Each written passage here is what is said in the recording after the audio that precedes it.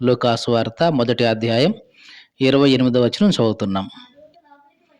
ఆ దూత లోపలికి వచ్చి ఆమెను చూచి, దయాప్రాప్తురాలా, నీకు శుభము, ప్రభువు నీకు తోడై ఉన్నాడని చెప్పాను.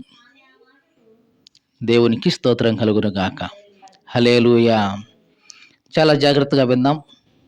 దేవుని యొక్క మహాకృపను బట్టి ఈ డిసెంబర్ మాసంలోకి, అంటే ఈ క్రిస్మస్ యొక్క ఈ మాసంలోనికి ప్రవేశించాం.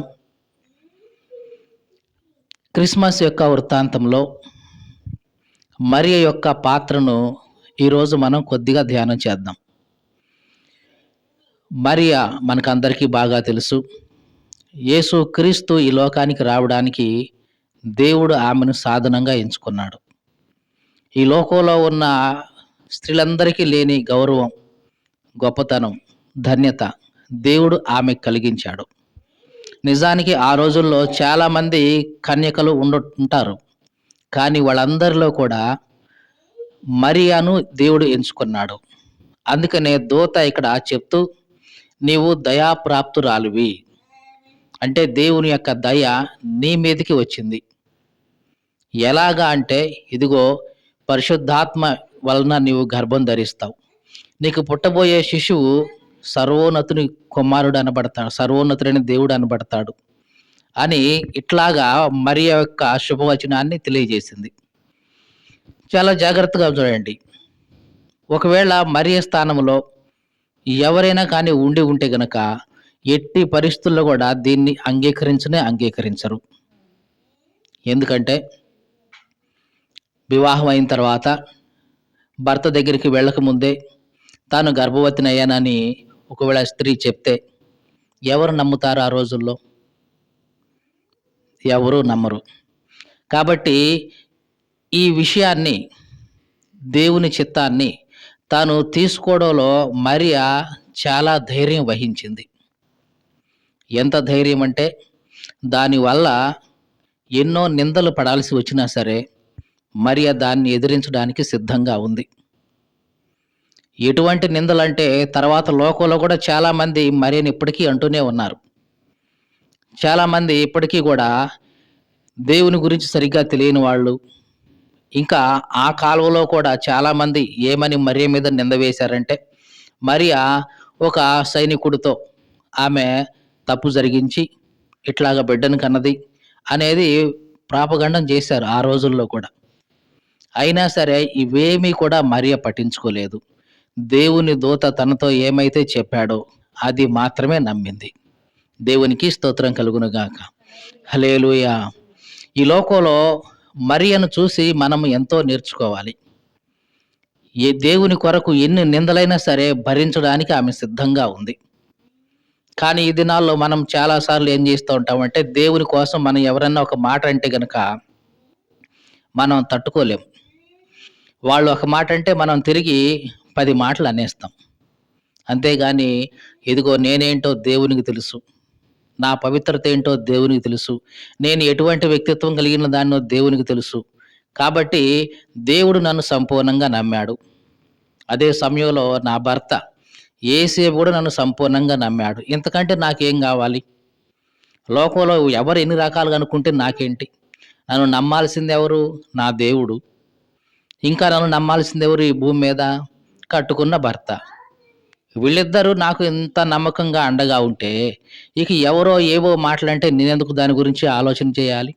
నేనెందుకు దాని గురించి తొందరపడాలి అని అనుకొని, ఎన్ని నిందలు బయట వాళ్ళు అనుకుంటున్నా సరే అవేమీ మరియ పట్టించుకోకుండా, దేవుడు తనకిచ్చిన ఆ పని ఏదైతే ఉందో, యేసుక్రీస్తుని పెంచడంలోనే ఆమె నిమగ్నమై ఉంది.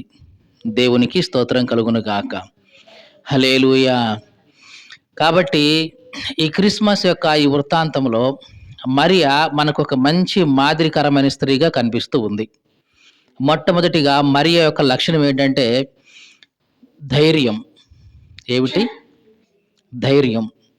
దేవుని కొరకు నిలబడే ధైర్యం. నిందలను అనుభవించడానికి తట్టుకునే ధైర్యం. ఈ లోకంలో ఎక్కడా ఏ వింత లేదు తన జీవితంలో జరగబోతుంది. అయినా సరే నిలబడి తట్టుకోగలిగింది మరియ. చాలా జాగ్రత్తగా చూడండి. ఇదే లూకాసు వార్తలోకి మనం కొంచెం ముందు చూస్తే గనక జకరియా, ఎలిజబెతు అనే దంపతులున్నారు. జకరియా, ఎలిజబెతు ఇద్దరు దంపతులున్నారు. వీళ్ళు గూడా భక్తి కలిగిన వాళ్ళే. భక్తి కలిగిన వాళ్ళే. వీళ్ళు వివాహమైంది మొదలుకొని దేవుని కొరకు భక్తిగా జీవించిన వాళ్ళే. సహజంగా ఎవరైనా సరే వివాహమైన తర్వాత సంవత్సరానికో, లేకుంటే 2 సంవత్సరాలకో మాకంటూ ఒక సంతానం కలిగితే బాగుండు అని కోరుకుంటారు.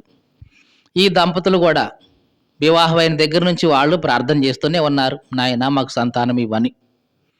ఈ ప్రార్థన ఎప్పటిదాకా కొనసాగింది అంటే వాళ్ళు ముసలోళ్ళయిపోయారు. అయినా ప్రార్థన చేయటం మానలేదు. మీకు అర్థమైందా? చాలా సార్లు మనుషులు ఏం చేస్తారంటే యవ్వనస్తులుగా ఉన్నంత కాలం ప్రార్థన చేస్తారు. 30 సంవత్సరాలు వచ్చినాయి ప్రార్థన చేస్తారు. 40 సంవత్సరాల దాకా ప్రార్థన చేస్తారు. ఇక 40 సంవత్సరాలు దాటితే ఇక చేసినా ఉపయోగం లేదులే అనుకుంటారు. ఎందుకంటే 40 సంవత్సరాలు అయిన తర్వాత ఇంక ఇప్పుడేం గర్భం వచ్చిద్ది? వచ్చినా ఏంది ఉంటది. కాబట్టి ఇక ఆ పిల్లల్ని గాని స్టేజ్ కూడా దాటిపోయిందిలే. ఈ టైంలో నాయనా నాకు పిల్లల్ని ఇవ్వంటే అది ఏం బాగుంటదసలు అని ప్రార్థన చేయటమే మానేస్తారు. కానీ ఈ జకరియా, ఎలిజబెత్ ఉన్నారే వీళ్ళు వృద్ధాప్యానికి వచ్చారు. అయినా సరే ఆ విషయం కోసం ప్రార్థన చేయటం మాత్రం మానలేదు. నిజంగా మనం ఆలోచిస్తే చాలా గొప్ప సంగతి ఇది. యవనస్తులుగా ఉన్నప్పుడు ప్రార్థన చేశారు బలంగా అంటే బాగానే ఉంటుంది. కానీ ముసలోళ్ళు అయిన తర్వాత కూడా దేవా మాకింకా పిల్లల్నివ్వు అని అదే ప్రార్థన చేస్తున్నారంటే నిజంగా వీళ్ళ విశ్వాసం ఎంత గొప్పదో చూడండి. మనమేం చేస్తామంటే ఒక 5 సంవత్సరాలు చేస్తాం, 10 సంవత్సరాలు చేస్తాం, ఈ 15 సంవత్సరాలు, 20 సంవత్సరాలు చేస్తాం. ఇక తర్వాత ఇదిగో ఎంత చేసినా ఇక మనకేం లేదులే, మనకి యోగ్యత లేదులే అనుకుంటాం, పక్కన పెట్టేస్తాం. చెయ్యం, దాని గురించి ప్రార్థన చెయ్యం.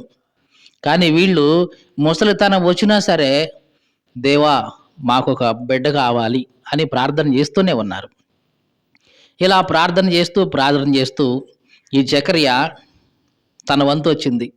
ధూపం వేసే వంతు. ఇలా ప్రార్థన చేసి ధూపం వేస్తున్న సమయంలో దేవుని దూత ఈ జకర్యాకు ప్రత్యక్షమయ్యాడు. ప్రత్యక్షమై అంటున్నాడు, జకర్యా నీ ప్రార్థన వినబడిద్ది. ఏమంటున్నాడు? నీ ప్రార్థన వినబడింది. ఇదిగో నీ భార్య అయిన ఎలిజబెత్ గర్భం ధరిస్తుంది, నీకు ఒక మగబిడ్డను కంటుంది అని చెప్పింది. జాగ్రత్తగా చూడండి. ఏ వయసులో? వృద్ధాప్యం. జకరియా వృద్ధుడే, మరి ఎలిజబెత్ కూడా వృద్ధురాలే కదా. ఇద్దరు వృద్ధులే. అయినా సరే దేవుని మాటను బట్టి ఆమె గర్భం ధరిస్తుంది అని దేవదూత చెప్తున్నాడు. ఈ మాట నమ్మడానికి జకర్యాలో అవిశ్వాసం కలిగింది. మీకు అర్థమైందా? ముసలితనం వచ్చేసింది నాకు, నా భార్యకు ముసలితనం వచ్చింది, ఈ వయసులో నాకు బిడ్డలు కలుగుతారా? ఏంటిది జరిగే పనేనా అని ఒక అవిశ్వాసం జకర్యాలో వచ్చింది. మరి అట్లాంటిది అంతకుముందు ఎప్పుడైనా జరిగిందా చెప్పండి? ముసలి వాళ్ళకు సంతానం కలగటం అంతకుముందు ఎప్పుడైనా జరిగిందా? జరిగింది. ఏంటి తల అడ్డంగా తిప్పుతున్నారు?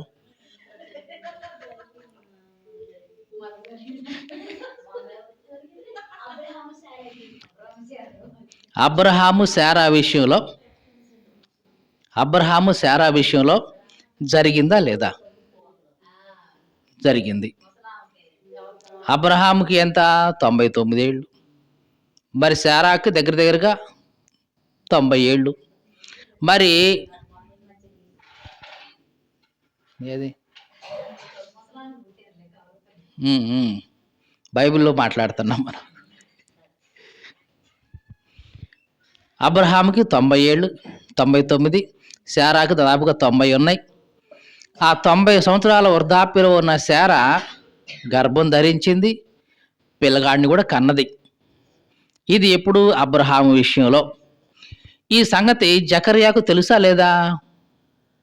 తెలుసు కదా. ధర్మశాస్త్రం చదివేవాడేగా జకర్యా, ధర్మశాస్త్రాన్ని పాటించేవాడేగా జకర్యా. ధర్మశాస్త్రం చదువుతున్న ప్రతిసారి ఇదిగో దేవుడు అబ్రహాముకి వృద్ధాప్యంలో సంతానం ఇచ్చాడు అనే సంగతి తెలుసా లేదా జకర్యాకి? తెలుసు.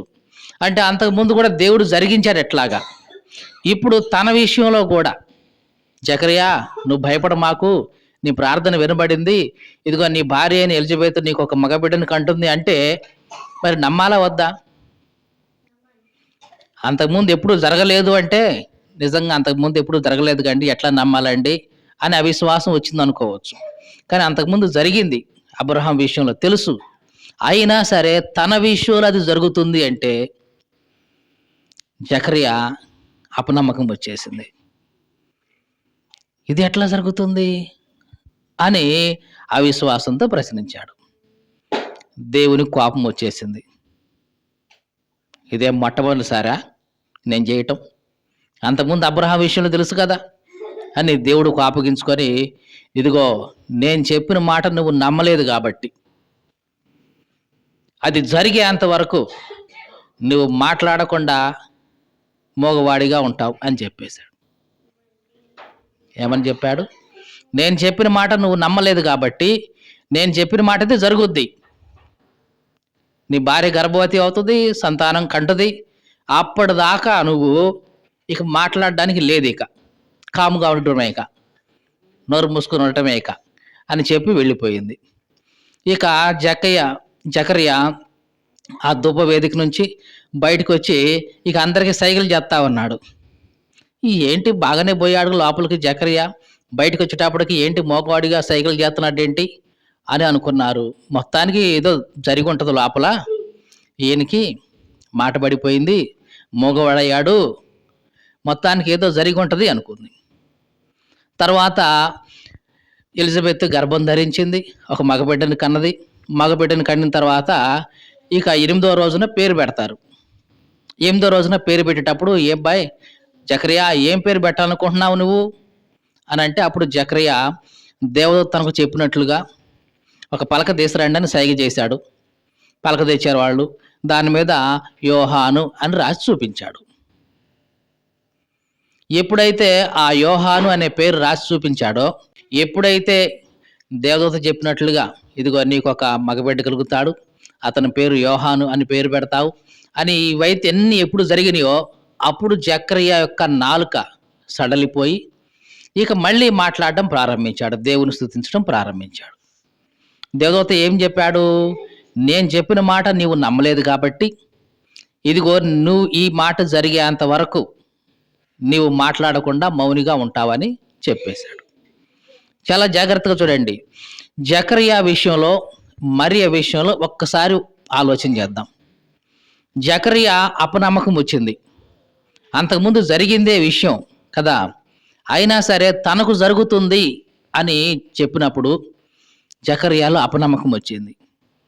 కానీ మరియ విషయంలో చూస్తే అంతకుముందు ఎప్పుడైనా జరిగిందా కన్యక గర్భవతి అవ్వడము?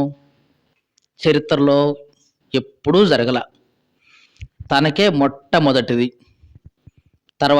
అంతకు తర్వాత కూడా ఇంకెప్పుడు జరగలేదు కూడా. తను మొదటి, చివరి కూడా తనే. మరి అట్లాంటి సమయంలో నిజంగా అపనమ్మకం రావాల్సింది ఎవరిలో? జకర్యాలోనా మరియలోనా? మరియలోనే రావాలి. అసలు ఎట్లా జరుగుద్దండి అసలు ఇది అని మరియలో రావాలి అపనమ్మకం.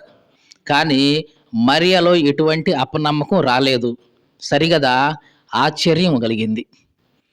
ఇద్దరు అదే ప్రశ్న వేశారు, ఇది నాకెట్లా జరుగుద్ది అని ఇద్దరు అదే ప్రశ్న అడిగారు. జకర్యా అదే ప్రశ్న అడిగాడు, మరియ కూడా అదే ప్రశ్న అడిగింది. కానీ ఇద్దరి ప్రశ్నల్లో అంతరార్థం వేరుంది. జకర్యా ఏమో అనుమానంతో అడిగాడు, మరియ ఏమో ఆశ్చర్యంతో అడిగింది. మీకు అర్థమైందా ఈ మాట? ఒకే ప్రశ్న ఇద్దరు అడిగారు. ఒకళ్ళేమో అంటే జకర్యా ఏమో అనుమానంతో అడిగాడు, ఇది నాకెట్లా జరుగుద్ది అని అనుమానంతో అడిగాడు. మరియ ఆశ్చర్యంతో అడిగింది.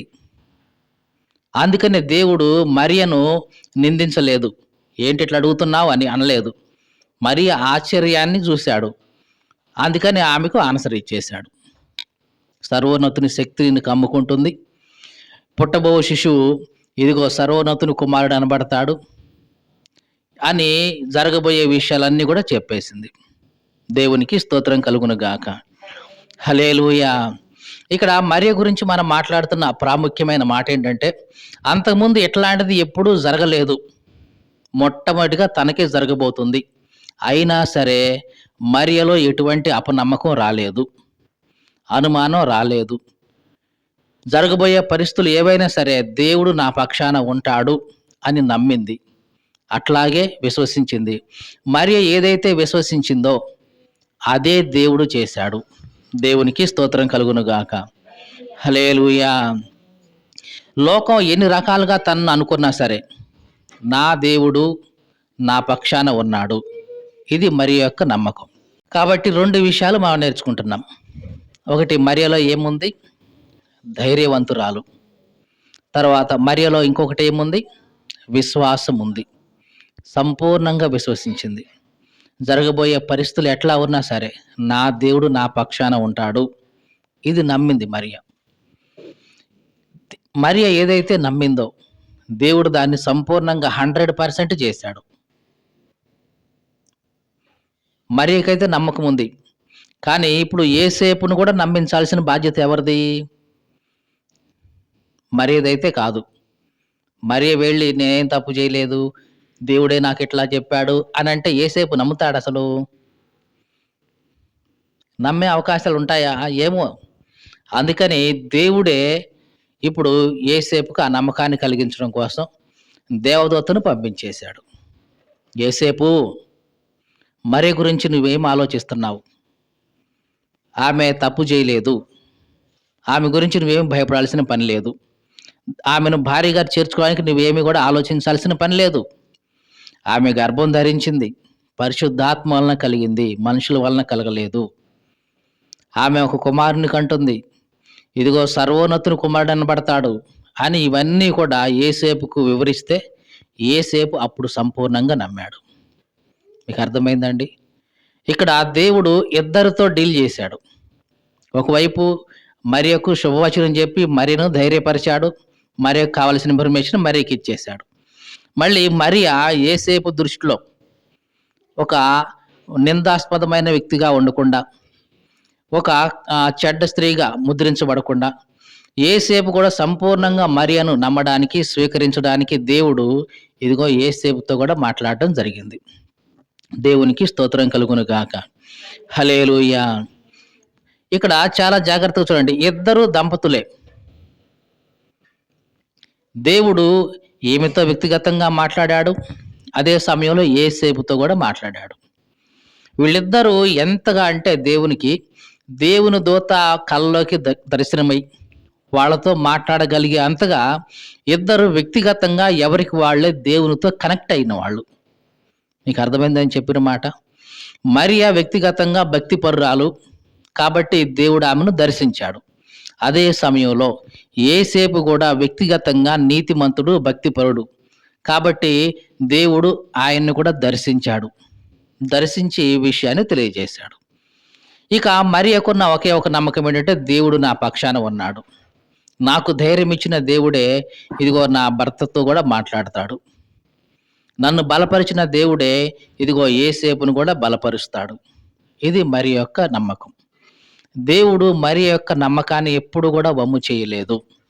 ఈ మాటలు వింటున్న ఆ ప్రియ సహోదరి, సహోదరుడా, దేవుణ్ణి నీవు ఎంతగా అయితే నమ్ముతావో ఆయన అంత చేస్తాడు. విలాప వాక్యాల్లో ఏముంటుందంటే, దేవా నీవు ఎంతైనా నమ్మదగిన వాడివి.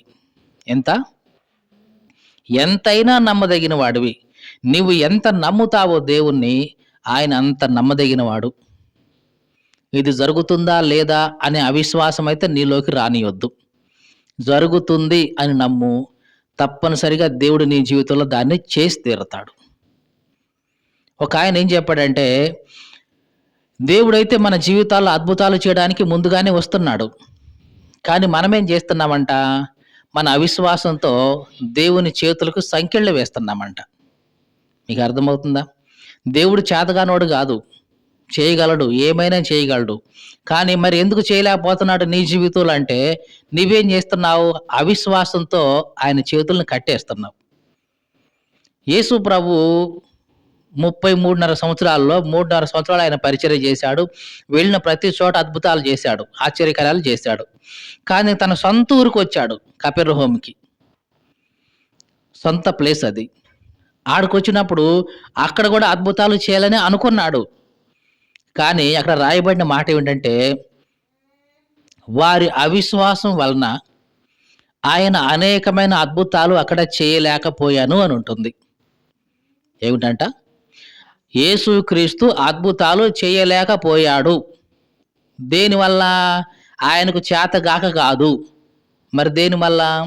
వాళ్ళ అవిశ్వాసాన్ని బట్టి. వాళ్ళు గనక ఆయన్ని సంపూర్ణంగా విశ్వసించిన వాళ్ళైతే ఎన్నో అద్భుతాలు చేసి ఉండేవాడు వాళ్ళ మధ్యలో.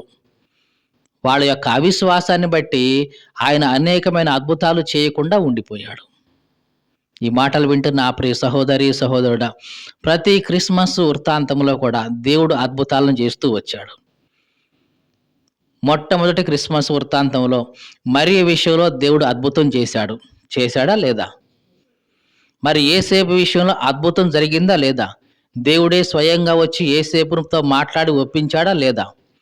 ఒప్పించాడు. మరి యేసుక్రీస్తు ఈ భూమి మీద పుట్టిన తర్వాత నక్షత్రం ప్రత్యేకంగా ఉదయించిందా లేదా? ఉదయించింది. మరి ప్రత్యేకంగా రాత్రికి రాత్రే ఆ గొర్రెల కాపర్లు వచ్చి ఆరాధన చేశారా లేదా? అద్భుతం కదా అది. మరి కొంతకాలానికి జ్ఞానులు వెతుక్కుంటూ వచ్చారు. అద్భుతమా కాదా? మరి హేరోదు ఈ బాలుడైన యేసును చంపదలిచి ఉన్నాడని ముందుగానే ఎరిగి మళ్ళీ దేవుని దూత వచ్చి నువ్వెక్కడి నుంచి అర్జెంటుగా ఐగుప్తుకి వెళ్ళిపో అని చెప్పాడు. అది అద్భుతము కాదా? ఇట్లాంటివి ఎన్నో అద్భుతాలు ఈ క్రిస్మస్ యొక్క వృత్తాంతంలో మనం చూస్తాం. మరి ఆనాడు చేసిన దేవుడు ఈనాడు చేయడా? దేవుడు ఏమన్నా మారిపోయాడా? మారలేదు. మరి మన జీవితాలు ఎందుకు అద్భుతాలు జరగట్లేదు అంటే మన అవిశ్వాసం. ఏంటి? అవిశ్వాసమే అండి. నీవు దేవుణ్ణి సంపూర్ణంగా నమ్ము, ఆయన నీ కోసం ఏదైనా చేస్తాడు. విశ్వసించి నువ్వు ప్రార్థన చేస్తే తప్పనిసరిగా దేవుడు అది చేసి తీరతాడు. నా వల్ల కాదు అని దేవుడు ఎప్పుడు అనడు. నా చేత కాదు అనే మాట దేవుని నోటి నుంచి ఎప్పుడూ రాదు.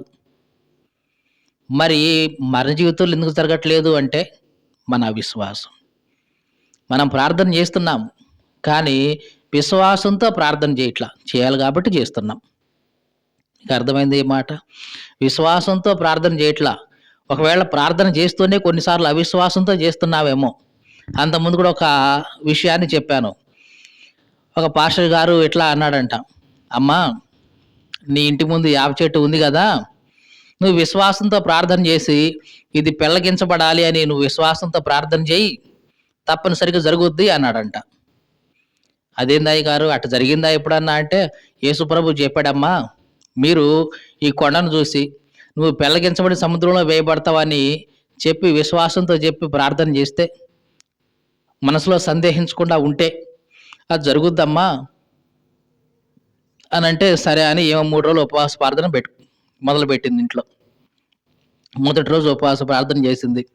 బయటకు వచ్చి చూసింది చెట్టు ఉందా లేదా? చెట్టు ఉంది. రెండో రోజు ఉపవాస ప్రార్థన అయిపోయింది. మళ్ళీ బయటకు వచ్చి చూసింది చెట్టు ఉందా? ఉంది. మూడో రోజు ఉపవాస ప్రార్థన చేసింది, అయిపోయింది. మళ్ళీ బయటకు వచ్చి చూసింది చెట్టు ఉందా? పోయిందా? చెట్టు ఉంది. మూడో రోజు కూడా.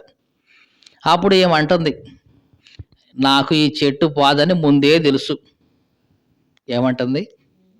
నాకు ముందే తెలుసు ఇది బాదు అని. నాకు తెలుసు ఇది బాదని. అయినా సరే పాస్టర్ గారు చెప్పిండు కదా అని చెప్పి నేను ప్రార్థన చేశా. ఏం పోయింది చెట్టు అన్నది. అంటే ఏమో ముందే తెలిసింది. అంటే ముందే ఏమో మొత్తానికి ఫిక్స్ అయిపోయింది. ఏమని? ఈ చెట్టు ఎక్కడి నుంచి కదలదు, ఇది ఇక్కడి నుంచి పోదు అని పూర్తిగా ముందే అవిశ్వాసంతో తన హృదయాన్ని నింపేసుకొని ప్రార్థన చేసింది. కానీ చేయాల్సిన ప్రార్థన ఏంటి? విశ్వాసంతో చేయాలి. విశ్వాస సహితమైన ప్రార్థనే నీ జీవితాల్లో కార్యం జరిగించేది. నీ రోగం పోవాలా? విశ్వాస సహితమైన ప్రార్థన. నీ కుటుంబంలో అద్భుతం జరగాల? విశ్వాస సహితమైన ప్రార్థన. కాబట్టి నువ్వు చేసే ప్రార్థన విశ్వాసంతో కూడినదై ఉండాలి. ఎట్లుండాలి? విశ్వాసంతో ఉండాలి. అంతేగాని చేయడం అయితే చేస్తున్నా కానీ హృదయం లోపల అవిశ్వాసం ఉంటే ఏమీ జరగదు. యేసుక్రీస్తు ఎన్నో అద్భుతాలు చేయాలని ముందుకొచ్చాడు. కానీ వాళ్ళ యొక్క అవిశ్వాసం ఏదైతే ఉందో, వాళ్ళ అవిశ్వాసాన్ని బట్టి ఆయన ఏమీ చేయలేకపోయాడు. మన జీవితాల్లో కూడా ఇది 100కి 100 పాళ్ళు సత్యం. దేవుడు గూడా మన జీవితాల్లో ప్రతిరోజు ఏదో ఒక అద్భుతం చేద్దామనే వస్తుంటాడు. కానీ మనమేం జేస్తాం? మన అవిశ్వాసం వల్ల ఆయన్ని అక్కడి నుంచి అటే బయటకి పంపించేస్తూ ఉంటాం. కానీ ఇది కాదు. ఈ క్రిస్మస్ దినాల్లో మనం చేసేదేమిటంటే, విశ్వాసంతో ప్రభువుని లోపలికి ఆహ్వానిద్దాం. ఆనాడు క్రిస్మస్ వృత్తాంతంలో అద్భుతాలు చేసిన దేవుడు, ఇప్పుడు గూడా నీ జీవితంలో అద్భుతాలు చేయగలడు. అది ఆరోగ్యపరంగా అయినా సరే, మానసిక పరంగా అయినా సరే, ఇంకా దేని విషయంలో అయినా సరే, దేవుడైతే నీ జీవితంలో అద్భుతాన్ని చేసే వెళ్తాడు. ఇప్పుడు నువ్వు విశ్వాసంతో ఆయన్ని ఆహ్వానిస్తే. లేదు నీ హృదయంలో అవిశ్వాసం అట్లాగే ఉంచేసి, నువ్వు ఆయన లోపలికి ఆహ్వానించినా సరే ఆయన వస్తాడు, మళ్ళీ వెళ్ళిపోతాడు తప్ప ఏమీ జరగదు. ఎందుకంటే నీ హృదయం లోపల ఏముంది? అవిశ్వాసం ఉంది. ఆయన చేద్దామని ముందుకొచ్చాడు. కానీ నువ్వేం చేశావు? నీ అవిశ్వాసంతో ఆయన 2 చేతుల్ని కట్టిపడేశావు. ఈ మాటలు వింటున్న నా ప్రియ సహోదరి, సహోదరుడా మళ్ళీ మళ్ళీ చెప్తున్నాను.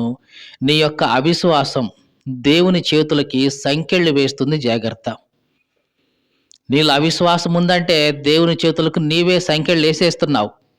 కాబట్టి దేవుడు నీ జీవితంలో ఏ అద్భుతం చేయట్లా. ఏ ఆశ్చర్యకార్యం చేయట్లా. నువ్వేదో ప్రార్థన చేస్తున్నావు గానీ, దాని వెనకాల విశ్వాసం లేకుండా చేస్తున్నావు.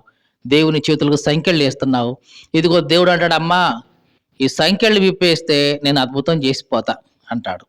నువ్వేం చేస్తావు? నీ అవిశ్వాసంతో అట్లాగే సంకెళ్ళేసేస్తున్నావు ఆయనకి. ఆయన ఉంటున్నాడు గానీ ఏమీ చేయట్లేదు. మరి ఈ క్రిస్మస్‌లో అట్లా అయితే ఉండొద్దు.